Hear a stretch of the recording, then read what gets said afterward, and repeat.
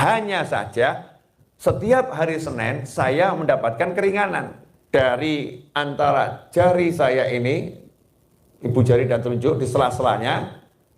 Ada riwayat yang lain mengatakan sela jari-jari semuanya itu ya. Tapi yang di Bukhari di sini muncul air setiap Senin, bukan cuma 1 menit ya, sepanjang hari Senin. Saya minum, bisa minum.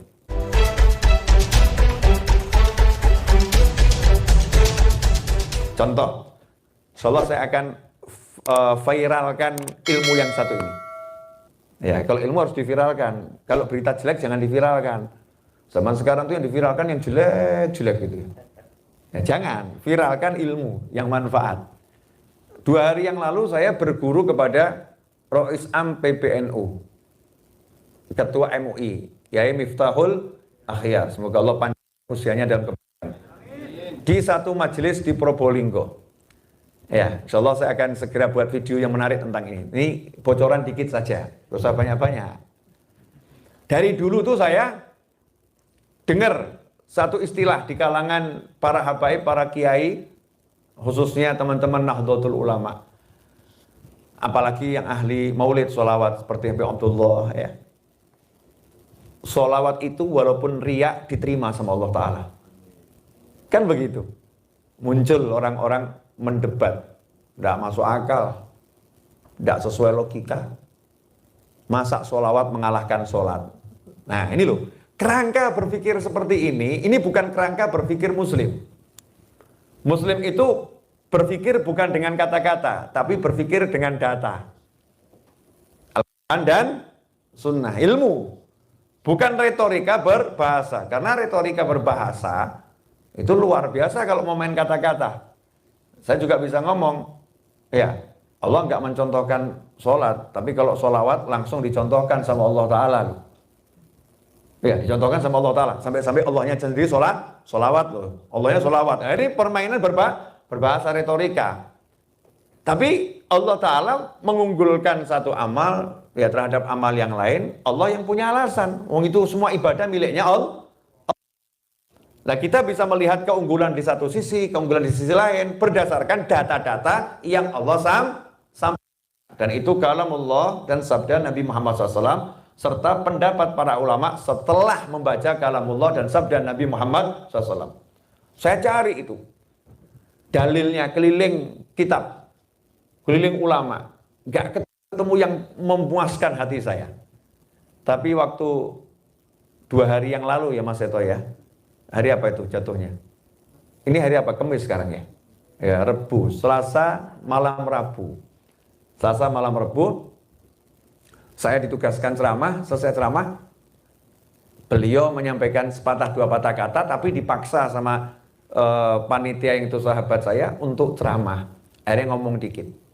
Dalil kenapa itu sholawat walaupun riak tetap diterima adalah kitab Sahih Bukhari. Wah, kok dibilang Sahih Bukhari melek semua nih.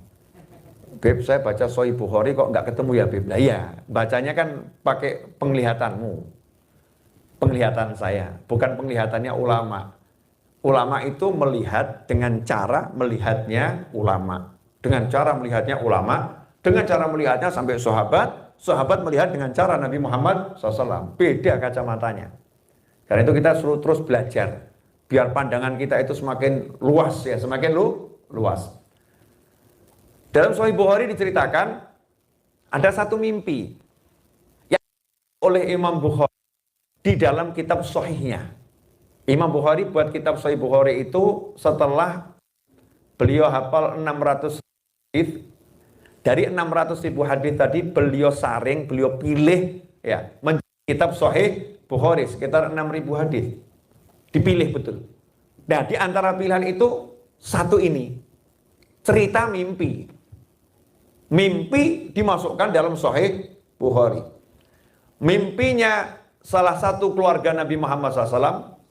Dalam hadis riwayat lain disebutkan yang bermimpi adalah Sayyidina Abbas bin Abdul Muthalib, pamannya Nabi Muhammad SAW. Bermimpi bertemu Abu Lahab. Abu Lahab itu paman Nabi yang nyata-nyata sebelum meninggal sudah divonis neraka. Tabat yada Abi Lahab.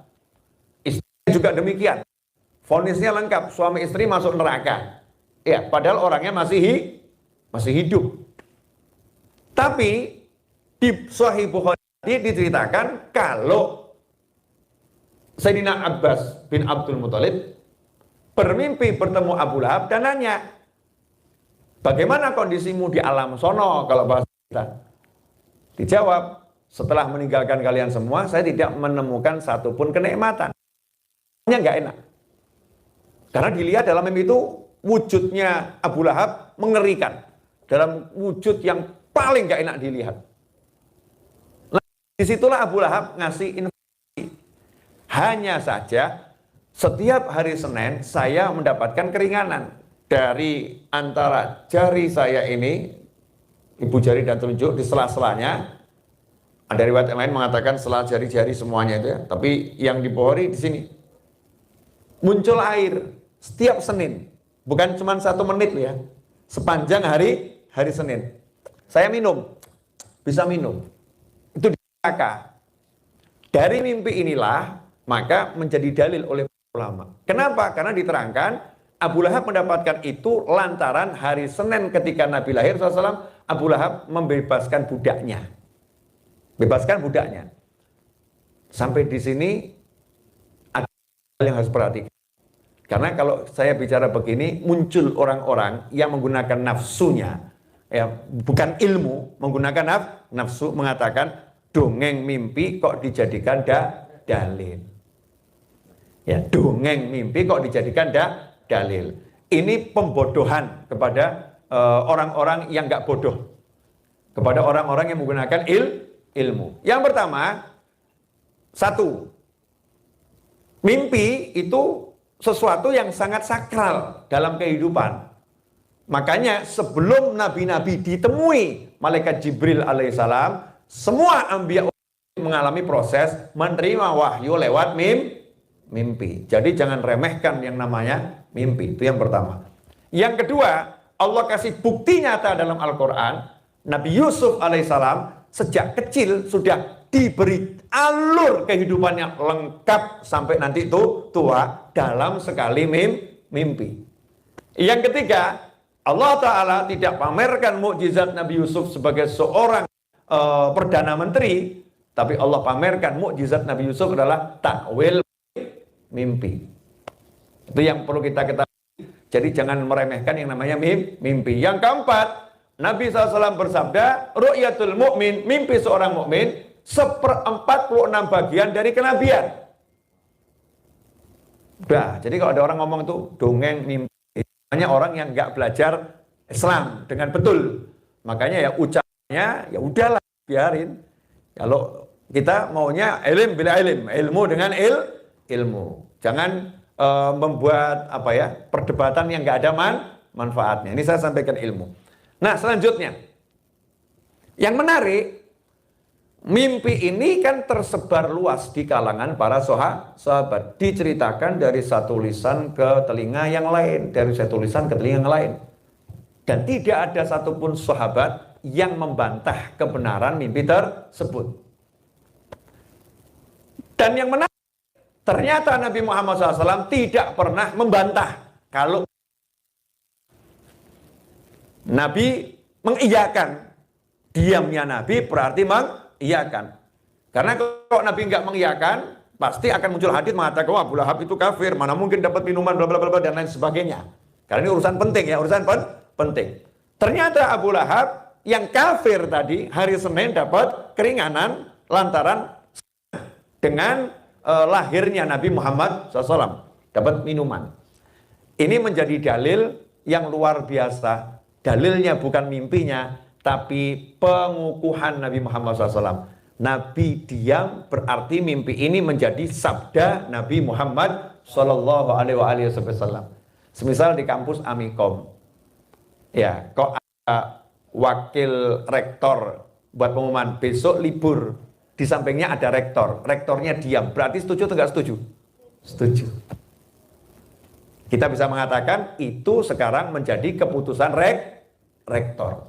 Termasuk mimpi tersebut. Karena Nabi SAW diam, maka dalam ilmu hadis Ini menjadi takrir, pengukuhan dari Nabi Muhammad SAW. Berarti ini bukan sekedar mimpi lagi. Mimpi ini menjadi keputusan Nabi Muhammad SAW bahwasanya Abu Lahab mendapat minum setiap hari Senin. Nah sekarang kita tinjau dari sisi sirah nabawiyah. Apakah betul pernah senang kelahiran Nabi Muhammad SAW? Jawabannya adalah tidak.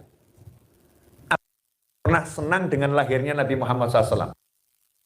Senang, keponakannya terlahir laki-laki, bukan perempuan. Beda loh ya. Kalau kita kan senang dengan kelahiran Rasulullah SAW, lahir Rasulullah, kita senang dengan lahirnya seorang Rasul utusan Allah. Abu Lahab gak pernah senang dengan lahirnya utusan Allah. Tapi urusannya adalah, ini Sayyidah Aminah radhiyallahu ta'ala anha, ibunya Nabi Muhammad SAW, lagi mengandung keponakanku. Nanti lahirnya laki atau perempuan? Kalau lahirnya perempuan, celaka aku. Saya ini kepala, tokoh masyarakat. Kalau lahirnya perempuan, akan mencoreng nama besar saya. Begitulah yang ada dalam benak Abu Lahab. Maka begitu lahir bayi itu laki-laki, Abu Lahab lega, senang. Jadi senangnya bukan lahirnya Rasul SAW, tapi kehormatannya tidak jatuh.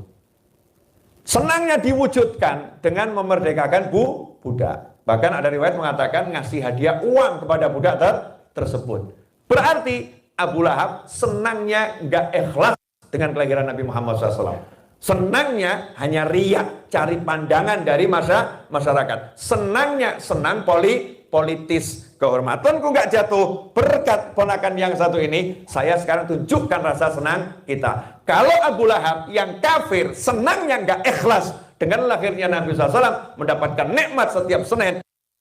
Riwayat yang sahih dalam Bukhari, mendapatkan minuman dari sela jemarinya. Lantas bagaimana pendapatmu dengan seseorang yang solawat, dia muslim, dia mukmin, kemudian dalam solawatnya ada sedikit riya? Apakah kemudian dia tidak mendapatkan hadiah dari Allah Ta'ala?